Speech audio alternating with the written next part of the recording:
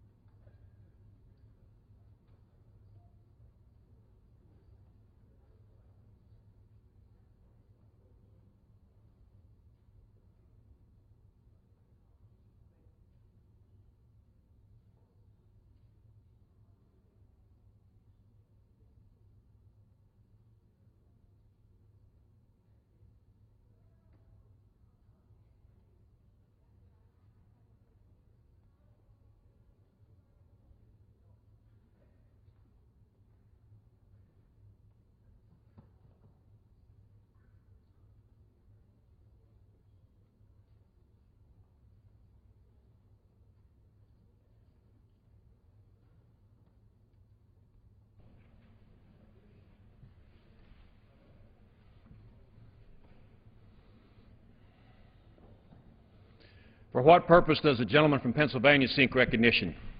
Mr. Speaker, I move that the House suspend the rules and pass H.R. 1308.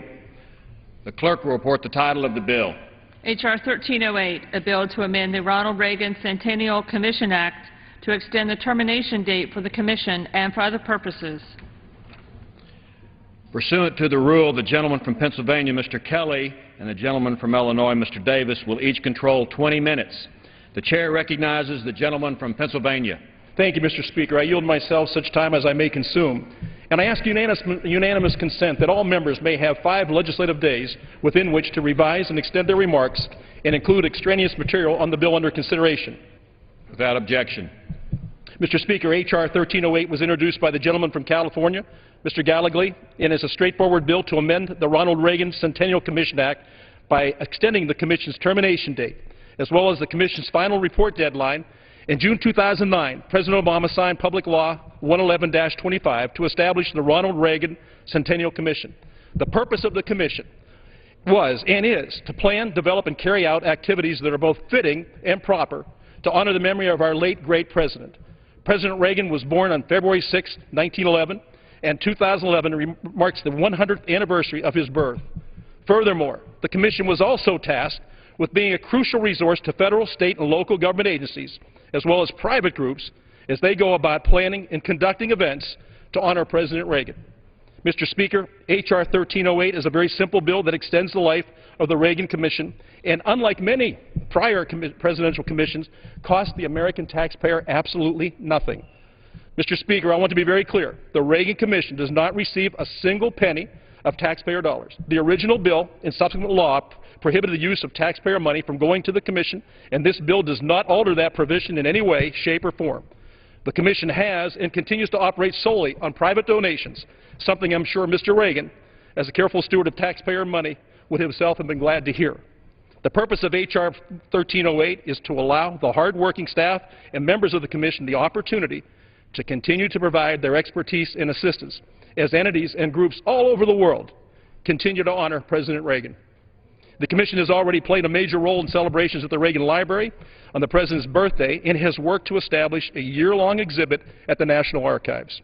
Even the floor statements given by members in this chamber back in February were organized by the Reagan Commission. Now, while the Commission has contributed much to events and ceremonies over the past few months, many more celebrations and events are planned throughout the rest of the year. In fact, multiple events to honor President Reagan's role in the fall of the Soviet Union are scheduled this summer in Europe. Here in the United States, a joint meeting of Congress may take place this fall, and numerous other events will take place at the state and local levels all over our country. Mr. Speaker, the Commission is currently scheduled to terminate on May 30th of this year, and this bill simply moves that date to December 31st. In addition, H.R. 1308 moves the Commission's final report deadline from the 30th of this month to November 30th. Changing these dates would ensure that the Commission can help entities and groups all over the world deliver high-quality and fitting events to celebrate the life of a truly great leader and truly great man. Mr. Speaker, I reserve the balance of my time. The gentleman from Pennsylvania reserves the balance of his time. The gentleman from Illinois is recognized. Thank you, Mr. Speaker, and I would yield myself such time as I might consume. Mr. Speaker, I rise today in support of H.R. 1308, a bill to amend the Ronald Reagan Centennial Commission Act. The bill would extend the termination date of the Commission by 7 months. The Ronald Reagan Commission Act, which became law in the last Congress, created a federal commission to honor and celebrate the 100th anniversary of the birth of Ronald Reagan. The commission is composed of senators, members of Congress, and other government officials, including the archivists of the United States. Importantly, in these challenging fiscal times, no federal funds may be expended by the commission to carry out its duties. Mr. Speaker, the commission has been functioning for only 9 months, and there are important international and domestic events planned for this summer and fall commemorating President Reagan, in which the Commission's participation would be beneficial. As such, I have no objection to the bill before us, which extends the termination date of the Commission from May 31, 2011 to the end of the year, and I would urge members to vote for this measure, and I reserve the balance of my time. The gentleman from Illinois reserves. The gentleman from Pennsylvania is recognized. Thank you, Mr. Speaker, and thank you to my colleague from Illinois. I appreciate that. The Chair recognizes me, and I want to go forward saying this. I would like to thank you, and I want to introduce my colleague from this great state of California, the sponsor of this bill, and a member of the Reagan Commission, Mr. Gallegly. The gentleman from California is recognized. I thank the gentleman for yielding. Mr. Speaker, I rise today in support of H.R. 1308, legislation to extend the termination date for the Ronald Reagan Centennial Commission Act. The work of the Ronald Reagan Centennial Commission is not quite finished. That's why this legislation is needed to extend the Commission through December 30th of this year, allowing the Commission to deliver additional events for the public. Extending the Commission through the end of 2011 will allow to accomplish several key goals, some including the supporting official international events occurring the week of June 27th in Poland, Hungary, the Czech Republic, and the United Kingdom. Possibly convening a joint session of Congress this fall, coordinating a potential White House event, organizing a Capitol Visitor Center exhibit, serving as a resource for federal government centennial activities, and supporting state Reagan Centennial Commissions. Extending this commission will require, as my colleagues have said, no federal funding. All funds needed are privately raised. In conclusion, many other centennial commissions have operated for longer periods with significant federal funding. Extending the Ronald Reagan Centennial Commission will provide more opportunities to commensurate recognition of President Reagan. I want to thank Chairman Issa, Ranking Member Cummings, along with their staff for their assistance in helping bring this bill to the floor today. I also want to express my appreciation to Speaker Boehner, Majority Leader Cantor, Minority Leader Pelosi, for all the help in bringing the bill forward today. And I would urge my colleagues to support this legislation, and I thank you, Mr. Speaker, and yield back. The gentleman yields back. The gentleman from Pennsylvania reserves. The gentleman from Illinois is recognized. Thank you, Mr. Speaker. I don't believe that I have any additional requests for time. I reiterate my support for this measure and yield back the balance of our time. The gentleman from Illinois yields back his time. The gentleman from Pennsylvania is recognized. Mr. Speaker, I yield myself such time as I may consume. Mr. Speaker, in closing, I want to leave this body with a simple, eloquent quote from President Reagan. He once said, "The problem is not that people are taxed too little. The problem is that government spends too much." This week, as we consider the 2011 spending bill and move towards funding the government for 2012, I want to urge all members to keep that in mind on both sides of the aisle, because it is entirely fitting and proper that we honor his memory and his wishes as we go forward and truly take this on and do it in a bipartisan manner and do it in a way that affects the American people. This is not about Republicans or Democrats. This is about America and America's financial health as we go forward. So I'm urging all members to please back this, support this bill, and I yield back the balance of my time. Gentleman yields back, all time having expired. The question is, will the House suspend the rules and pass H.R. 1308? Those in favor say aye. Those opposed, no. In the opinion of the Chair, two-thirds being in the affirmative. Okay, Mr. Speaker. The gentleman from Pennsylvania. I would like to ask for the yeas and the nays. The yeas and nays are requested. All those in favor of taking this vote by the yeas and nays will rise and remain standing until counted. A sufficient number having risen, the yeas and nays are ordered. Pursuant to Clause 8 of Rule 20, further proceedings on this question will be postponed.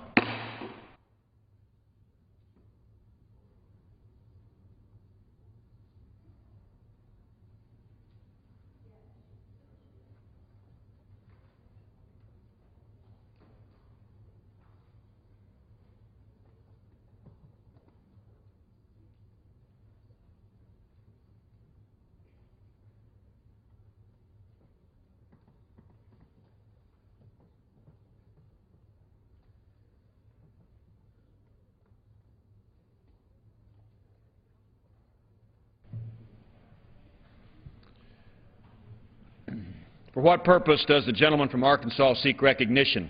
Mr. Speaker, I move to suspend the rules and pass Senate Bill 307. The clerk will report the title of the bill. Senate 307, an act to designate the federal building and United States Courthouse located at 217 West King Street, Martinsburg, West Virginia, as the W. Craig Broadwater Federal Building and United States Courthouse. Pursuant to the rule, the gentleman from Arkansas, Mr. Crawford, and the gentlewoman from Florida, Ms. Brown, will each control 20 minutes. The Chair recognizes the gentleman from Arkansas. Thank you, Mr. Speaker. I ask unanimous consent that all members may have 5 legislative days in which to revise and extend their remarks and include extraneous material on Senate Bill 307. Without objection. Thank you, Mr. Speaker. I yield myself such time as I may consume. The gentleman is recognized. Thank you, Mr. Speaker. Senate Bill 307 would designate the federal building and courthouse on West King Street in Martinsburg, West Virginia as the W. Craig Broadwater Federal Building and United States Courthouse. A House companion bill was also introduced by the gentlewoman from West Virginia of the Transportation and Infrastructure Committee, and I want to thank her for her leadership on this issue. Judge Broadwater was a dedicated public servant, serving both as a federal judge and as an assistant adjutant general in the West Virginia Army National Guard. He was appointed to the federal bench in 1996 after nearly 20 years of legal service in private practice as a hearing examiner for the West Virginia Workers' Compensation Fund and as a special prosecuting attorney. He was commissioned to the U.S. Army in 1972 after completing the ROTC program in West Virginia University. He served on active duty as a military intelligence officer that included a tour in Korea. In 1976, Judge Broadwater joined the West Virginia Army National Guard as an operational detachment executive officer and rose through the ranks to brigadier general and his assignment as Assistant Adjutant General for Installations and Homeland Defense in 2002. During his military service, he received countless awards and decorations, including the Defense Superior Service Medal and the Bronze Star. I'm impressed with his clear dedication as both a military officer and as a federal judge. I think that it is appropriate for us to honor his service to our nation and his memory by naming this federal building and courthouse after Judge Broadwater. I support passage of this legislation and urge my colleagues to do the same, and I reserve the balance of my time. The gentleman reserves. The gentlewoman from Florida is recognized. Thank you, Mr. Speaker. I yield myself at such time as I may consume. The gentlewoman is recognized. I rise in strong support of Senate Bill 307 and am pleased today to speak in support of the bill that named the federal building located at 217 West King Street, Martinsburg, West Virginia as the W. Craig Broadwater Federal Building and United States Courthouse. Judge W. Craig Broadwater was born August the 8th, 1950 and grew up in Peyton City, West Virginia. Judge Broadwater served as both an active district judge in the North District of West Virginia and as Assistant Ad General for Installation and Homeland Security for the Virginia National Guard. Judge Broadwater worked as a public servant for almost 25 years before his untimely death. Judge Broadwater Public Service ran the gamut from his time as a hearing examiner for the West Virginia Workers' Compensation Fund, 2 terms as special prosecutor attorney in Ohio County, West Virginia, and as circuit judge in West Virginia. In 1996, President Clinton appointed Judge Broadwater to become a U.S. District Judge in the Northern District of West Virginia. During his nearly 10 years on the federal bench, Judge Broadwater was well respected as a smart, fair, and hard-working member of the judiciary. Judge Broadwater served in the military as his service in the military was just as impressive as his service to the judiciary. After serving as a member of the elite Green Beret Division of the U.S. Army during the latter stages of the Vietnam War, Judge Broadwater joined the National Guard in 1976, where he served continuously until his death. Not one to sit idle by when there was work to be done, Judge Broadwater was recently being deployed overseas in 2005 to support U.S. military operations in Iraq, as well as several other overseas missions in support of U.S. combat operations.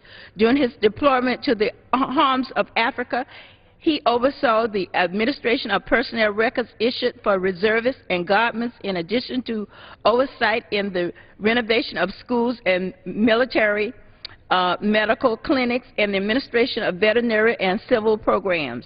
Judge Broadwater also was as active in his local West Virginia community, where he was instrumental in establishing the Veterans Center in Ohio County, where he served as the Facility Advisory Board. He also served on various boards and commissions in the legal community. Judge Craig Broadwater died on December 18, 2006, at the age of 56 from cancer, and he was laid to rest with full military honors. This designation is a fitting tribute to Judge Craig Broadwater, and I support the passage of Senate 307, which honors his service to our country. I urge my colleagues to join me in supporting this legislation, and I reserve the balance of my time. Gentlewoman from Florida reserves the balance of her time. The gentleman from Arkansas is recognized. Thank you, Mr. Speaker. I wish to yield 5 minutes to the gentlewoman from West Virginia, Ms. CAPITO. The gentlewoman from West Virginia is recognized for 5 minutes. Thank you, Mr. Speaker. I'd like to thank my colleagues for bringing this forward and for their very strong support of this measure. I, too, rise today in support of S-307, which will rename the federal courthouse and the federal building at 217 West King Street in Martinsburg, West Virginia, for W. Craig Broadwater, as will be designated as the W. Craig Broadwater Federal Building, United States Courthouse. Martinsburg is in the eastern panhandle of West Virginia, very close here to Washington, D.C. It's also part of my district, and Judge Broadwater was one of my constituents. I learned more from Judge Broadwater than he ever learned from me, I can tell you that. He was a very kind, supportive, gentle person, but also a very fair-minded and humble public servant. As we've heard, and I'm going to repeat it, he served with distinction and honor of this country for over 40 years. First as an Army lieutenant, later as the federal court judge, and a brigadier general for the West Virginia National Guard. I know he was deployed the year before he passed away very suddenly.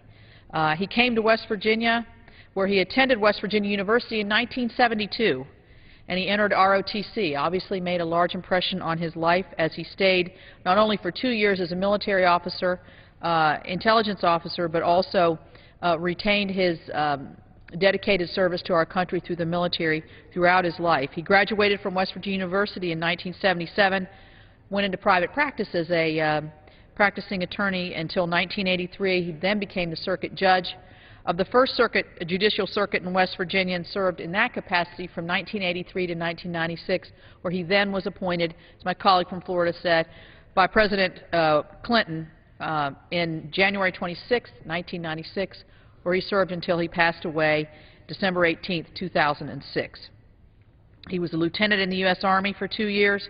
He joined the the Army National Guard in 1976 as an operational detachment executive officer, and as I said, remained in the Guard the rest of his life.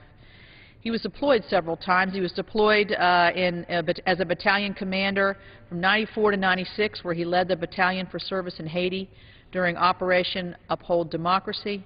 He became a brigadier general during Operation Iraqi Freedom and was mobilized in 2003 and in 2005 at the Horn of Africa.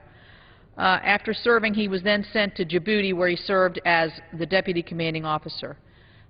But what I'd like to talk about are the several times that I actually got to meet and talk and get to know Craig Broadwater. He was very young when he was stricken quickly and taken from us and his family, and he's missed, I know, every day in their hearts and certainly in the hearts of the eastern part of West Virginia. But, you know, being a federal judge is, I think, not only an awesome responsibility, but takes a special kind of person. It takes to do it well, and Judge Broadwater did it well. He was, as I said, kind, soft-spoken, considerate, great listener, and very respectful of all individuals, whether you'd be talking to the governor or whether you're talking to the person who's helping you keep your building in order during the evenings. He loved his family, his state, and his country.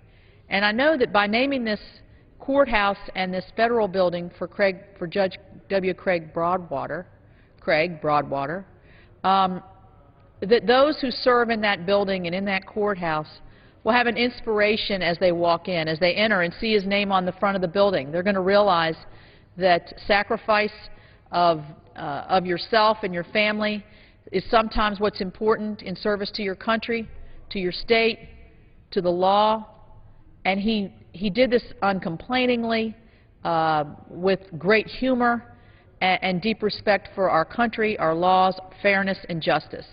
And I think for those folks who are going to be, whether you're going in as a person who is a judge or an attorney or somebody who's seeking representation, when you enter the building that's named for Judge Broadwater, you're going to feel like you're going into a building that's dedicated to the fairness and upholding the highest standards that he himself upheld during his life.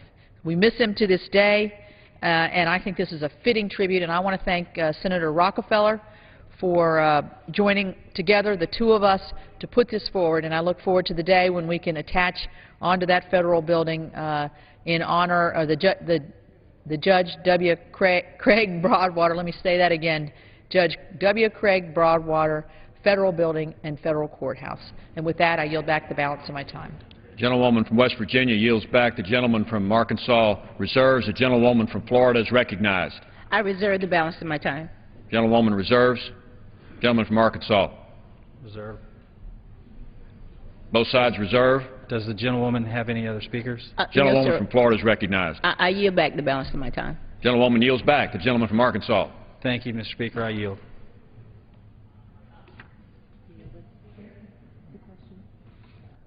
Gentleman from Arkansas yield back. Yes. The question is, will the House suspend the rules and pass Senate 307? Those in favor say aye. Those opposed, no. In the opinion of the Chair, two-thirds being in the affirmative, the Court is recognized. Mr. Speaker, I request the yeas and nays. The yeas and nays are requested. All those in favor of taking a vote on the yeas and nays will rise and remain standing until counted. A sufficient number having risen, the yeas and nays are ordered. Pursuant to Clause 8 of Rule 20, further proceedings on this question will be postponed.